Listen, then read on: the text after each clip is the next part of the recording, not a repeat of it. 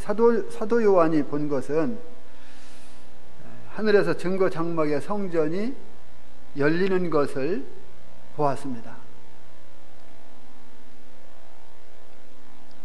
하나님께서 참 놀라운 것을 사도 요한에게 또다시 보여주는 이 광경입니다.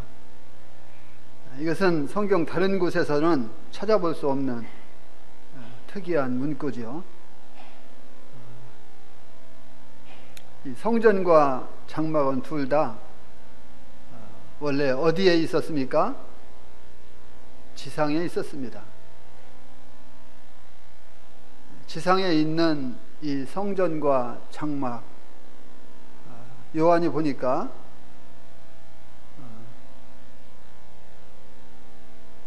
하늘에 있는 것을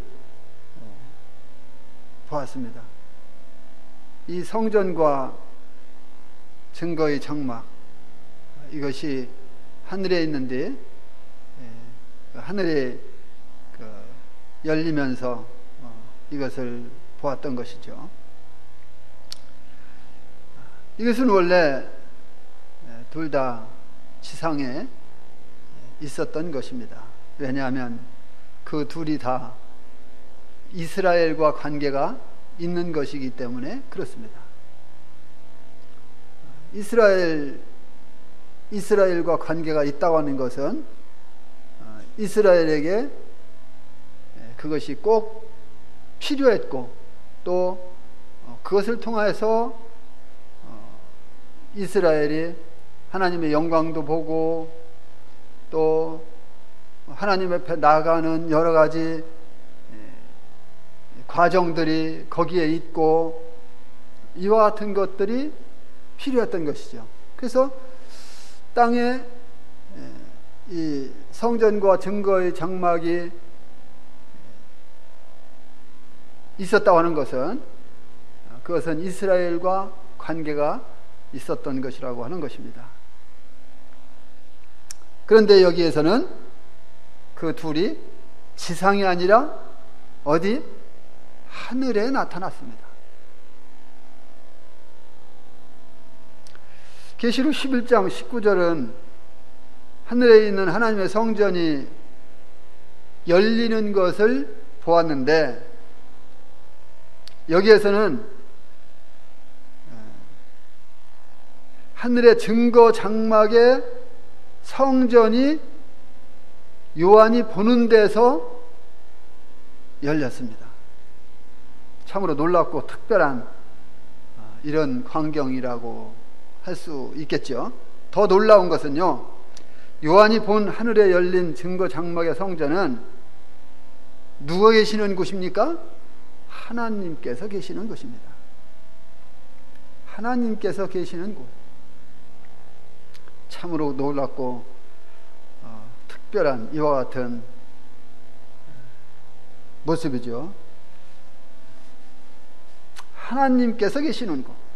왜냐하면 민수기 9장 15절을 보면은요, 성막을 세운 날에 구름이 성막 곧 증거의 장막을 덮었고, 저녁이 되면 성막 위에 불 모양 같은 것이 나타나서 아침까지 이르렀다. 이렇게 말씀하고 있습니다.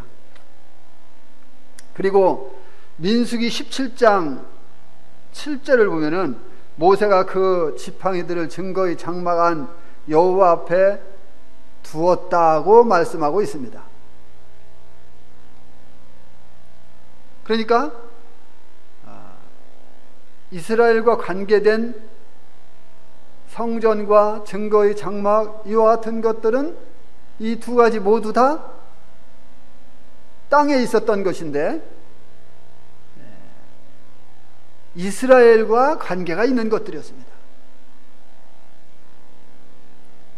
거기에는 하나님이 계신 곳이었습니다.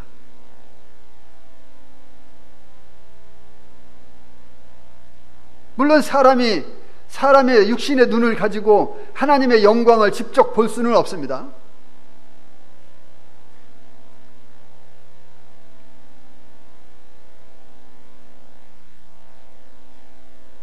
이것은 옛날 이스라엘과 관계가 있는 땅에 세워진 것이었습니다.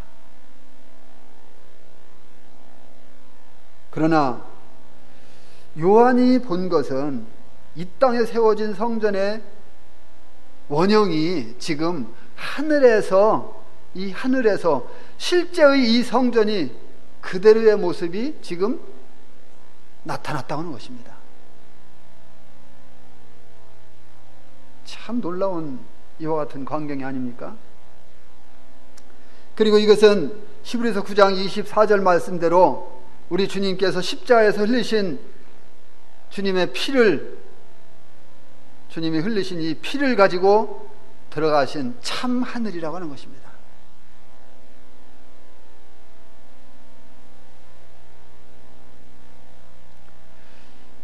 여기 6절 말씀을 다시 한번 보면은요, 7 재앙을 가진 7 천사가 성전으로부터 나와 맑고 빛난 세마포 옷을 입고 가슴에 띠를 띠고, 여기 7 재앙을 가진 7 천사가 성전으로부터 나온다, 이렇게 말씀하고 있습니다. 이들은 1절에 7 재앙을 가진 천사들과 동일한 천사들이죠. 대환란의 이 시점에서 7 재앙을 가진 7 천사들이 심판을 땅에 시행하는 이와 같은 사명을 하나님께 받고 있다고 하는 것입니다. 이 천사들이 입고 있는 옷을 보면은요, 마치 우리 주님을 연상케 하지요. 우리 주님을 연상케 합니다. 왜냐하면 맑고 빛난 이 세마포 옷을 입고 가슴에 금띠를 띠고 이 천사들이 있기 때문에 그렇습니다. 그러나 이것은 우리 주님 자신을 말하는 것은 아닙니다. 물론 계시록 1장 13절 보면은 우리 주님께서 발에 끌리는 옷을 입고 가슴에 금띠를 띠고 계신 이와 같은 모습을 우리는 1장에서 보았습니다.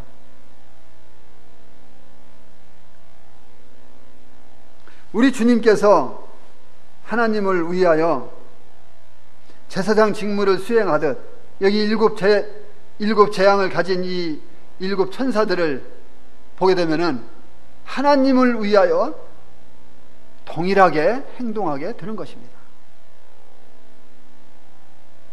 우리 주님이 그랬듯이 역시 이 천사들도 동일하게 하나님을 위하여 행동하는 이와 같은 때인 것을 보게 됩니다. 따라서 맑고 빛난 이 세마포는 하나님의 대리자로서 하나님의 의로우신 심판을 보여주는 것이죠. 이 심판의 사자들이 어디로부터 나온다 했습니까?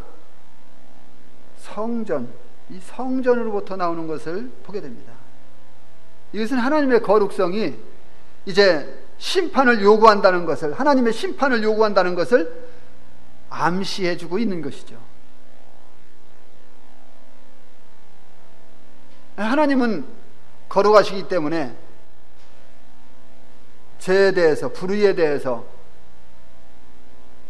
하나님의 거룩과 배치되는 것에 대해서는 절대로 그냥 눈 감아줄 수가 없는 것이죠.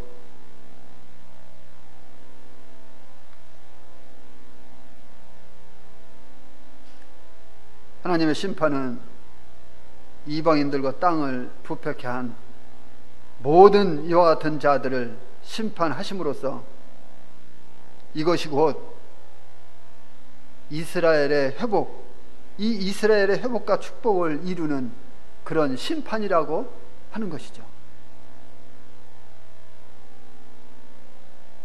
그 심판이 지나가게 되면, 그 심판이 끝나게 되면 이제 어떻게 됩니까? 이스라엘은 회복을 가져오게 됩니다.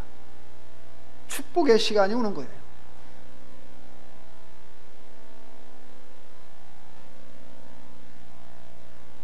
다시 예수 그리스도께서 지상에 내려오시는 것을 이스라엘이 보게 될 것이고 완전한 회복이 있을 것입니다. 왕국이 세워질 것입니다. 우리는 그것을 소위 천년 왕국이다 이렇게 말합니다.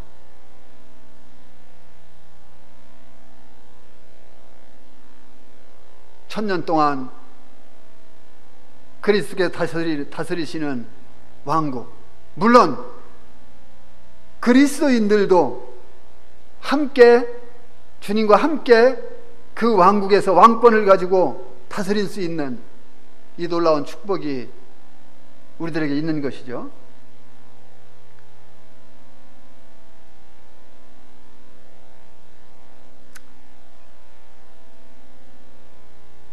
여기 맑고 빛난 이 빛나는 세마포 옷과 가슴에 띠를 띠고 있는 것을 보여주듯이 그 심판은 순결을 요구하는 것입니다.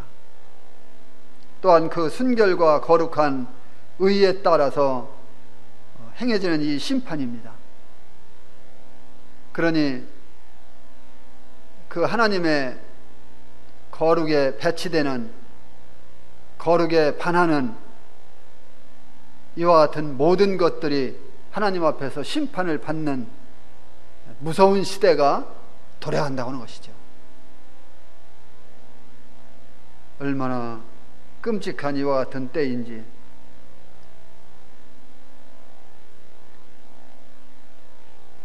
다만 하나님은 이 세상이 부패한 것에 대해 하나님의 본성과 성품을 따라서 심판을 하실 것입니다.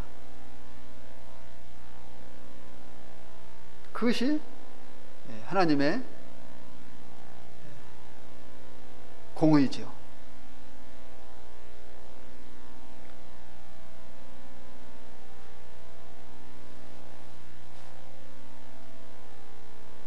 그래서 일곱 천사들은 모든 것을 이러한 하나님의 성품에 따라서 심판을 하게 될 것입니다. 왜냐하면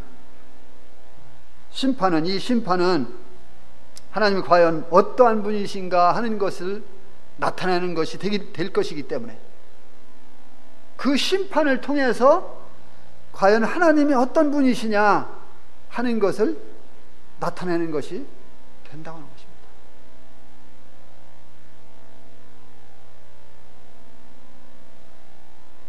짐승의 표를 받고 짐승과 우상에게 굴복한 모든 사람들은 하나님의 이 무서운 심판을 피할 길이 없어요. 이 무서운 심판을 받을 수밖에 없는 거예요. 누가 이 심판에서부터 제외되겠습니까? 아무도 없습니다. 일곱 재앙을 가진 일곱 천사가 맑고 빛난 이 세마포를 입고 가슴에 금띠를 띠고 있는데, 이것은 이 일곱 천사들이 왕 중에 왕 되시는 하나님의 권세를 가지고 하나님의 명령을 수행한다고 하는 것을 보여주고 있는 것이죠. 우리 주님은 왕 중에 왕이십니다. 만왕의 왕이십니다. 왕 중에 왕이 되시는, 모든 왕들의 왕이 되시는 우리 주님께서, 그 주님께서 하시는 그 일에 이 천사들이 거기에 그대로 순종해서 하는 이와 같은 심판이 되는 것입니다.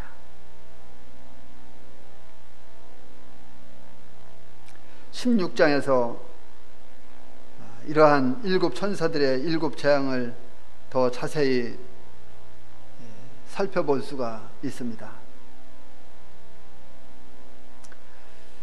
계시록 15장 7절 말씀을 보면은 네 생물 중의 하나가 영원토록 살아계신 하나님의 진노를 가득히 담은 금대접을 일곱을 그 일곱 천사들에게 주니. 여기 네 생물 중의 하나가 일곱 천사에게 각각 뭐를 줬다 했습니까? 금대접을 줬다 했습니다. 각각 금대접 하나씩을 줬다고 하는 것입니다. 이것은 모든 피조물들에 대한 하나님의 사법권을 지금 시행하고 계시다고 하는 것입니다. 이 심판은 그래서 아주 무서운 심판이 되는 것입니다. 따라서 일곱 천사가 받은 이 각각의 금 대접에는 무엇인가가 담겨 있습니다. 그것이 무엇입니까? 여기에는 하나님의 진노가 가득히 담겨 있다고 말씀하고 있습니다. 그 대접에는 네 생물 중 하나가 일곱 천사에게 각각 금 대접 하나씩을 줬는데 거기에 무엇인가 담겨 있는데 거기에는 하나님의 그 무서운 진노가 가득히 담겨 있다. 그냥 조금 담겨 있는 게 아니고 그냥 어느 정도 있는 게 아니고 가득히 담겨 있다. 이 가득히라는 말을 볼 때에 그 심판이 얼마나 무서운 심판인가 하는 것을 짐작해 볼 만한 이러한 그 심판이 될 것입니다. 일곱 천사가 각각 하나씩 받은 이 금 대접은 영원토록 살아계신 하나님의 진노가 가득히 담겨 있다고 하는 것입니다. 네 생물 중의 하나가 금 대접을 그 일곱 천사들에게 주는데 여기 대접이라는 말을 볼 수 있는데 이 대접이라는 단어는 받침 접시 모양의 그릇을 묘사한다고 해요. 근데 거기에는 이렇게 손으로 잡기 좋은 이렇게 돌출된 거 있죠? 손으로 잡기 좋은 이와 같은 돌출된 것이 손잡이가 달려 있다고 그래요. 그래서 이 손잡이가 달려 있다고 하는 것은 뭐예요? 이 심판이 얼마나 급하게 갑작스럽게 시행되어질 것인가 하는 것을 생각하게 하는 것이죠. 손잡이가 있기 때문에 제단에 재물을 쏟을 때 단번에 쏟을 수 있고 순식간에 쏟을 수 있고 이런 것이죠. 하나님의 심판이 얼마나 갑작스럽게 그리고 무섭게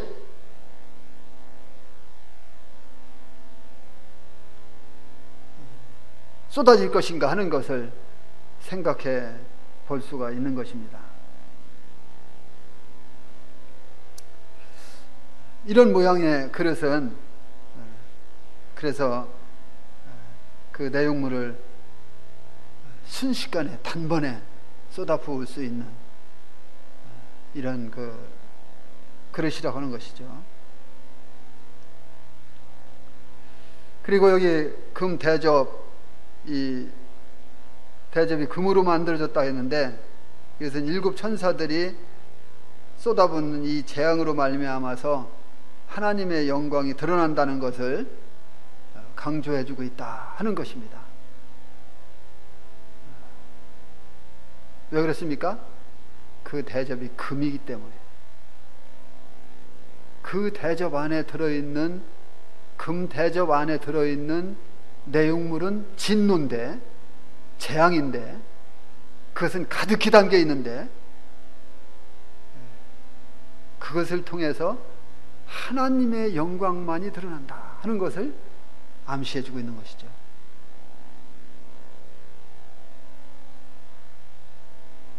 이 대접은 계시록 5장 8절 말씀에서도 나오는데요. 우리 그 말씀 한번 다시 보고 넘어갈까요?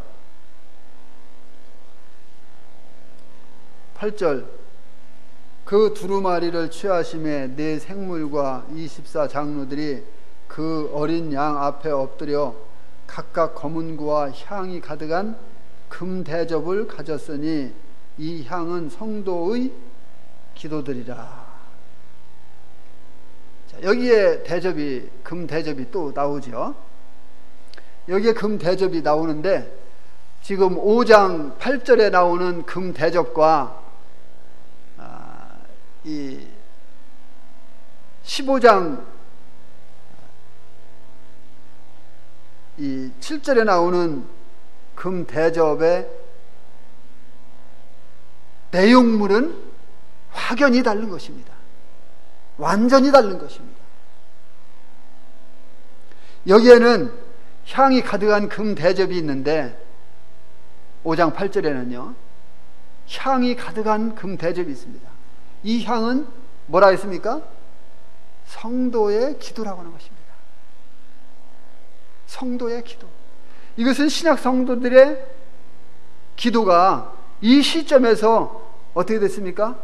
휴거를 통해서 일반적으로 이루어졌다고 하는 것을 이야기해 주고 있는 것입니다.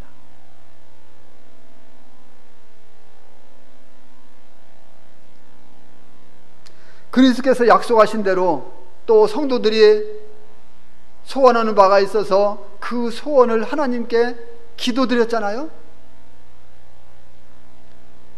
그래서 그리스도께서 다시 오셔서 이제 성도들을 본향으로 데려가셨습니다.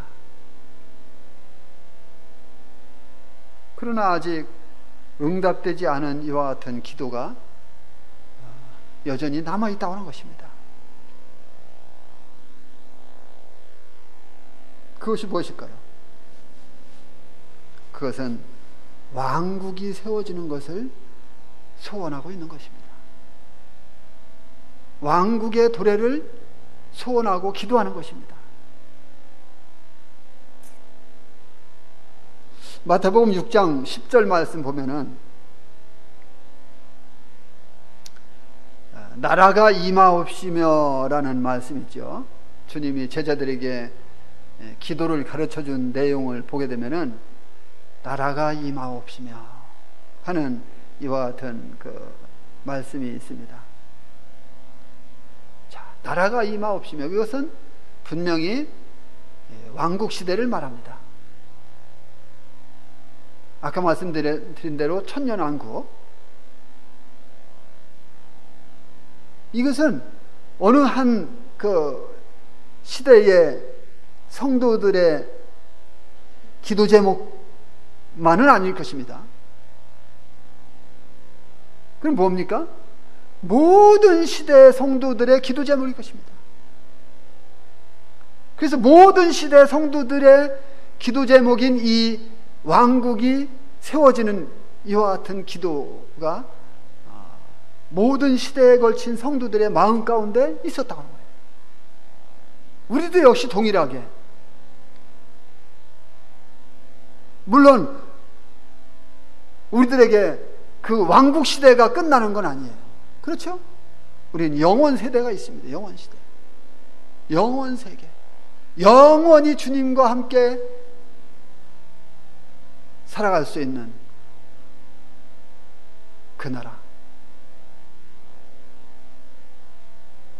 최종 목적지라고 볼 수 있죠.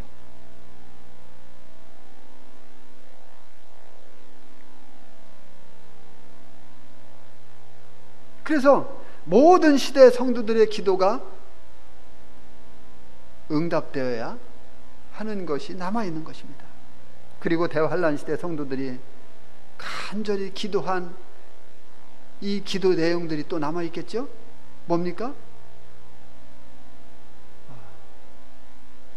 예수 그리스도를 믿고 하나님을 믿는 이와 같은 성도들을 사용시키고 믿지 못하게 하고, 그래서 순교당한 이와 같은 성도들이 그 심판을 내려주실 것을 기도하는, 이것이 남아있는 거예요.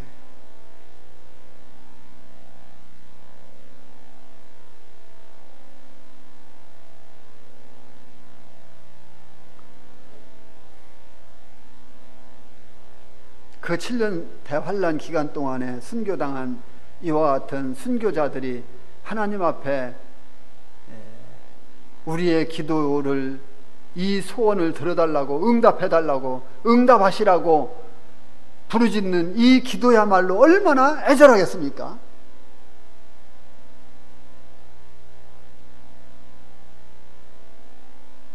그 기도가 응답되어야 하는 것입니다.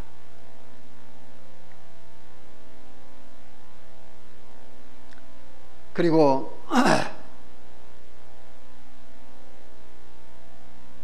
이 향이 가득한 금 대접을 24장로들이 들고 있습니다. 이것은 우리들의 기도를 그냥 버리지 아니하신다고 하는 것을 보여주고 있는 것입니다. 하나님은요, 성도들이 기도한 것을 절대로 그냥 버리지 않으십니다. 하나님은 성도들이 기도한 것을 절대로 버리시지 않아요. 그럼 어떻게 하실까요? 하나님은 우리들의 기도를 이 금 대접 안에 고이고이 담아두십니다. 절대로 그거를 하나님은 우리가 기도한 것을 버리지 않고 고이고이 담아두셨다가 어떻게 합니까? 우리가 상상하지 못하는 방법으로 하나님의 때에 이루어 주실 거예요. 하나님은 모든 시대에 성도들이 기도한 것을 그냥 쓰레기와 같이 그냥 버리시지 않아요. 외면하시지 않아요. 지금 현재 하나님께 드린 그 기도가 응답되지 않았다고 해서 실망하거나 좌절하거나 낙담할 필요 없어요. 왜? 하나님은 우리의 방법과 우리의 생각과 다른 고차원적인 참 깜짝 놀랄 이와 같은 방법으로 그런 때에 우리가 기도한 것을 응답하실 것이기 때문에,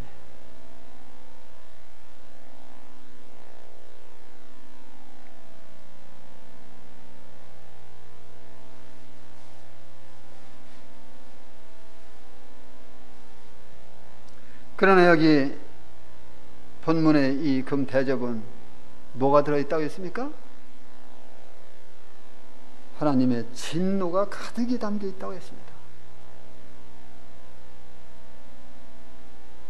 이 대접에는 하나님의 진노가 가득히 담겨 있어요. 꽉 들어차 있는 거예요.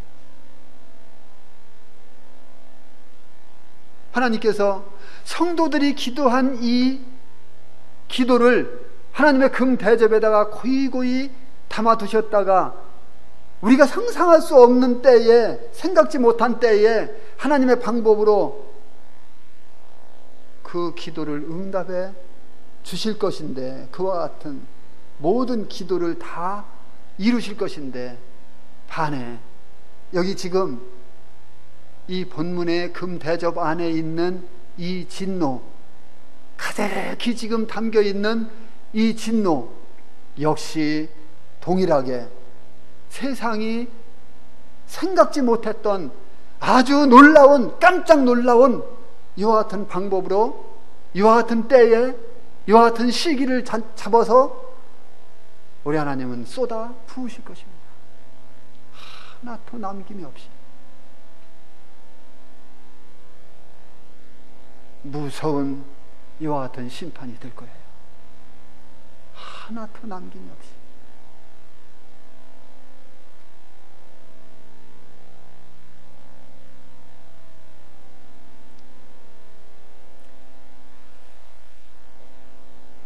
이 대접에는 하나님의 진노가 가득히 담겨 있습니다. 8절 말씀 보시겠습니다. 하나님의 영광과 능력으로 말미암아 성전에 연기가 가득 차매 일곱 천사의 일곱 재앙이 마치기까지는 성전에 능히 들어갈 자가 없더라. 여기에는 성전 안에 뭐가 있습니까? 연기로 가득 찬 것을 보게 되는 것입니다. 성전 안에 연기로 가득 차 있는 것을 보게 되는데, 이것은 하나님의 영광과 능력으로부터 나오는 시각적인 이와 같은 모습이 이제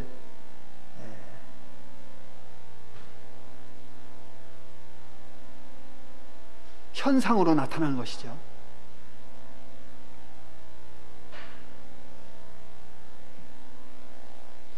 이 인간들은요, 하나님의 영광을 직접 볼 수가 없어요. 하나님의 영광을 인간들이 직접 본다면 어떻게 됩니까? 살 수가 없는 거예요. 그래서 하나님께서는 사람들에게 하나님의 영광을 직접 볼 수 있도록 나타나시질 않아요. 그것 또한 하나님의 인간들을 향한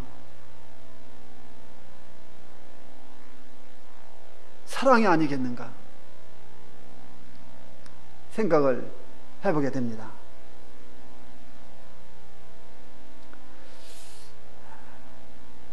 이 인간들은 하나님의 영광을 직접 볼 수 없는데, 우리는 이와 같은 것을 또 출애굽기 19장 18절이나 그리고 40장 33절 35절 이와 같은 말씀들을 보면은, 이 연기나 구름은 하나님의 영광을 나타내는 동시에 인간들이 멸망당하지 않도록 하나님의 영광을 그 구름이나 연기 이와 같은 것들로 하나님의 영광을 숨기시는 이와 같은 모습을 이런 그 출애굽기 말씀을 통해서 볼 수가 있습니다. 나중에 성도님들이 집에 가셔서 찾아보실 수 있으면 좋겠습니다. 하나님의 임재가 인간들에게 계시될 때 나타나는 이와 같은 현상들이죠. 그 연기나 구름 이와 같은 것은요. 그래서 연기로 가득한 이 성전에는 이 일곱 천사의 일곱 재앙이 마치기까지는 이 성전에 능히 들어갈 자가 있다고 했어요? 없다고 했어요? 능히 들어갈 자가 없다고 했습니다. 우리는 여기에서 이 두 가지 측면에서의 이 교훈을 한번 생각해 볼 수 있는데요. 첫째는 일곱 천사의 이 일곱 대접 심판의 기간 동안에는 하나님 앞에 어떤 간구나 중보 기도도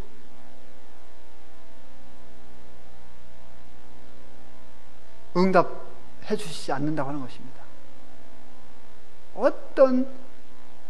어떤 중보 기도도, 그리고 개인적으로 어떤 간구를 할지라도 하나님의 진노가 퍼부어지는 이 시점에서 그들이 하나님의 진노로 멸망당하기까지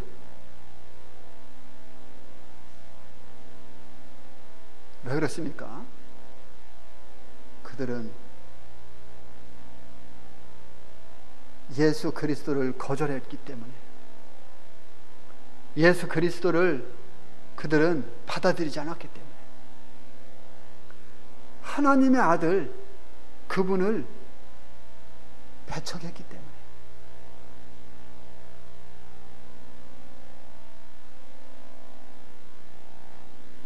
하나님께서 패역한 이스라엘을 심판하실 때의 이 예레미야 애가 말씀을 생각하게 되는데요. 예레미야 애가 3장 44절 나중에 찾아보시기 바랍니다. 애가 3장 44절 보면은 이런 말씀이 있습니다. 주께서 구름으로 자신을 가리사 기도가 상달되지 못하게 하시고,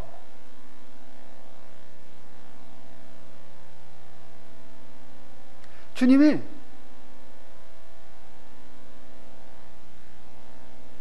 구름으로 자신을 가렸대요. 그리고 기도가 상달되지 못하고 응답되지 않도록, 주님이 그런 기도를 들어주실 수 없도록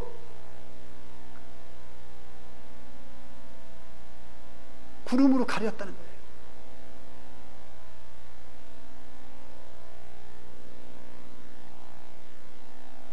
하물며 하나님께서 이 땅을 심판하시는 이 마지막 때에 어떠한 중보기도도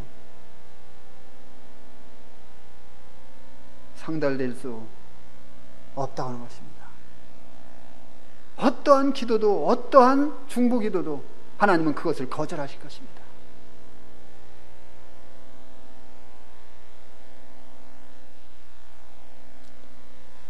이 중보기도가 소용이 없는 이 대환란 기간은 이 7 재앙이 마치기까지는 계속될 것입니다. 두 번째, 하나님의 진노를 가득히 담은 금 대접의 재앙이 땅에 쏟아져 마치기까지 아무도 이 성전에 들어갈 수 없다고 했는데, 여기 보니까 이것은 무엇을 말하는 것입니까? 이제 은혜 시대가 마감되고 아무 피나 어떠한 제사도 이제는 더 이상 소용이 없다고 하는 것을 이야기해 주는 것입니다. 어떤 제사도,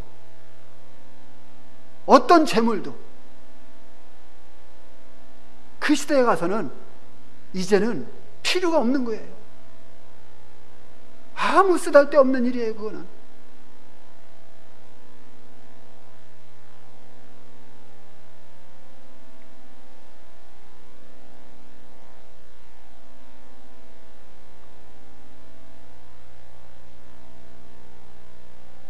하나님의 아들 예수 그리스도를 구세주로 영접하기를 거절했던 이와 같은 자들에게는 오직 하나님의 무서운 심판만이 이들을 기다리고 있다고 하는 것입니다. 여기 성전은 연기로 가득 찼다고 했는데, 이사야 6장 4절을 보게 되면은 이사야가 주님께서 높이 앉으신 것을 보았을 때도 그러했습니다. 거기에서도 여기에서처럼 하나님의 영광이 강조되어 있는 것을 볼 수가 있습니다. 아무도 그 존전에 들어갈 수 없는 것은 만군의 여호와께서 거룩하고 거룩하고 거룩하시기 때문에 그 존전에 아무도 들어갈 수 없었습니다. 이사야는 보좌 옆에 있는 제단을 보았습니다. 그런데 여기에는 계시록 15장에 나타난 이 요한이 본 성전에는 어떻습니까? 아무 제단도 없습니다. 제단에서는 뭐 합니까? 제단에서는 죄 지은 사람이 가지고 온 양이나 소를 잡아서 하나님 앞에 제사 지내는 거예요. 그런데 요한이 본 이 제단에는 제단이 없어요. 이것은 뭘 말하는 거예요? 대환란 시대에는 더 이상 어떤 죄를 위한 제사가 필요 없다고 하는 것입니다. 그것이 무슨 소용이 그 시대에 가서 필요 있겠습니까? 하나님 앞에 온전한 제사를 드린 예수 그리스도를 거절했는데 무슨 제사가 필요 있겠습니까? 필요 없는 거예요. 그래서 요한이 사도행전을 본 이 성전 안에는 제단이 없어요. 제단을 볼 수 없었어요.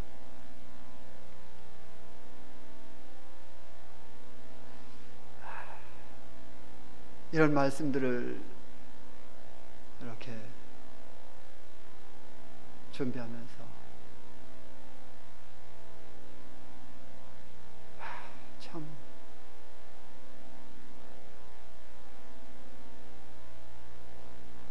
오늘날 이 은혜 시대에 사는 나를 비롯해 모든 사람들이 정말 행복자구나. 정말 행복한 자들이구나.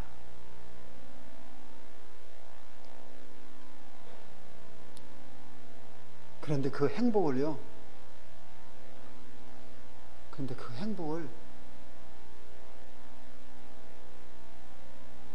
마음껏 누리지 못해요. 보니까 나를 비롯해서